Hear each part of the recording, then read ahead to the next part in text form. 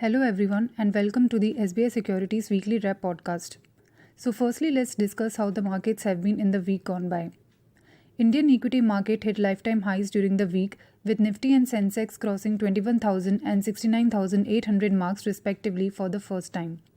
The benchmark indices gained 3.5% each, outperforming the broader markets, as BSE Midcap and Small Cap gained 2% and 1.3% respectively during the week. Fall in crude oil price to 6-month lows on sluggish energy demand in US and China, softer US economic data raising hopes of interest rate cuts early next year, and healthy participation of FIIs in the fund flow were some of the factors that aided positive momentum in the domestic market.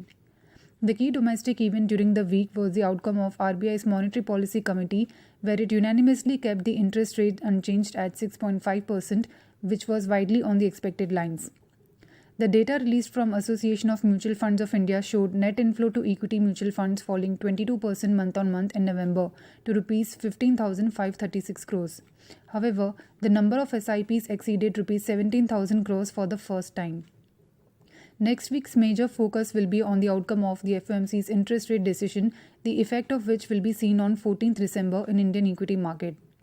Other important data points scheduled for release next week in US are CPI and PPI for November month. On the domestic front, data such as IIP for October and CPI and WPI for November month will be released and will be widely tracked by domestic market participants. We believe Indian market will likely continue its positive momentum next week. However, possibility of minor consolidation at higher levels cannot be ruled out. Talking about the weekly sectoral gainers and losers on BSE, except for the minor losses of 0.5% in healthcare and 0.4% in FMCG index, all the other sectoral indices ended positive on BSE. BSE Power registered robust gains of 13.1% for the week, followed by oil and gas, PSU and Bank sectors, which were up 7.7%, 6.1% and 5.3% respectively. Moving on to the weekly gainers and losers of Nifty 50, Adani Ports, Adani Enterprises, Power Grid Corp, SBI and BPCL were the top 5 gainers of Nifty 50, while there were only 4 losers during the week, which were Hindustan Unilever, Bharti Airtel, Tata Steel and ITC. Taking a check on some of the key monitorables, both FIIs and DIIs continued to remain net buyers for the week to the tune of Rs 13,831 crores and Rs 4,326 crores respectively in the cash market. During the week, US dollar traded flat at Rs 83.34 per US dollar. Brent crude fell around 6% during the week to $73.6 US per barrel. Moving on to some of the key economic developments during the week. As mentioned earlier, the RBI's Monetary Policy Committee, that is MPC, unanimously decided to keep the policy repo rate unchanged at 6.5%. The standing deposit facility and marginal standing facility was left unchanged at 6.25% and 6.75% respectively. The bank rate also remained unchanged at 6.75%. The MPC believes the policy must continue to be actively disinflationary to ensure fuller transmission and anchoring of inflation expectations. MPC decided to remain focused on withdrawal of accommodation to ensure that inflation progressively aligns to the target while supporting growth. In another data point, India's composite PMI stood at 57.4 in November month, contracting from 58.4 in the month of October. The data signaled the weakest rise in private sector across the country in the year. In November, manufacturers outperformed service providers and noticed a quicker rate growth, while services saw the slowest upturn in the year. The data released from AMFI showed net equity inflow for the month of November 2023 rising by 598% year-on-year to Rs 15,514 crores. However, it fell 22% month-on-month. Small cap funds received the highest inflow of Rs 3,699 crores, followed by mid-cap funds with inflow of Rs 2,666 crores.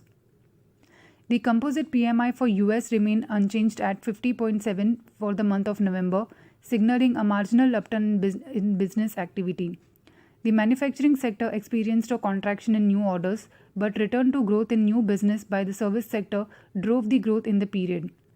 Cost pressures eased across the private sector as input prices rose at the slowest pace in the month of November. There were a couple of corporate developments during the week, out of which Kalpatru Projects International Limited bagged new orders worth Rs 2,263 crores from its various business verticals. The company's current order inflow stands at Rs 14,441 crores, so overall the news was positive for Kalpatru Projects International. PSP Projects Limited secured Rs 102 crores worth of order from Gujarat government for the construction and maintenance of a Gujarat Biotechnology Research Centre in Gandhinagar. M&M Limited announced a price hike in both commercial and passenger vehicles effective from January month of 2024. The move comes in response to the mounting challenges of inflation and surge in commodity prices. Himadri Specialty Chemicals Limited announced to invest around 4,800 crores over the next 5 to 6 years to set up a manufacturing facility for lithium-ion battery components. Inox Wind Energy Limited infused Rs 8,000 crores into its subsidiary Inox Wind Limited, which will be utilized to clear a portion of the subsidiary's outstanding debt.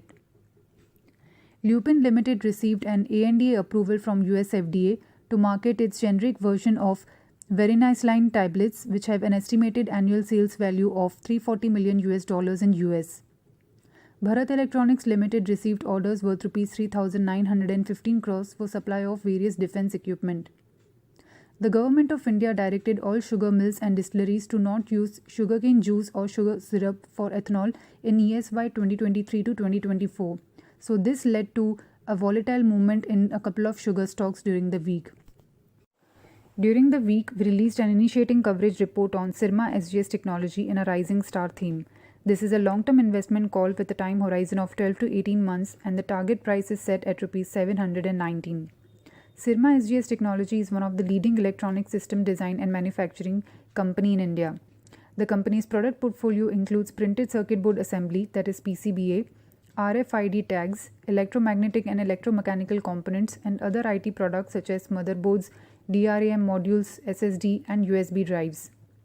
We believe Syrma SGS has tremendous growth prospects ahead, driven by structural tailwinds in the Indian EMS industry.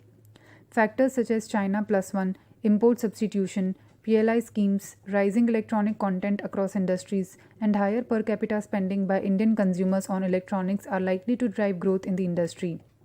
We expect company's revenue, EBITDA, and net profit to grow at a CAGR of 46.6%, 56.9%, and 54% between FY23 to FY26. Operating leverage and economies of scale are likely to drive higher earnings growth for the company. For some key corporate actions next week, kindly refer to our weekly wrap report. The link to view the report is shared in the description box below. This was all about the weekly market podcast. Thank you for listening. Investment in securities market are subject to market risks. Read all the related documents carefully before investing.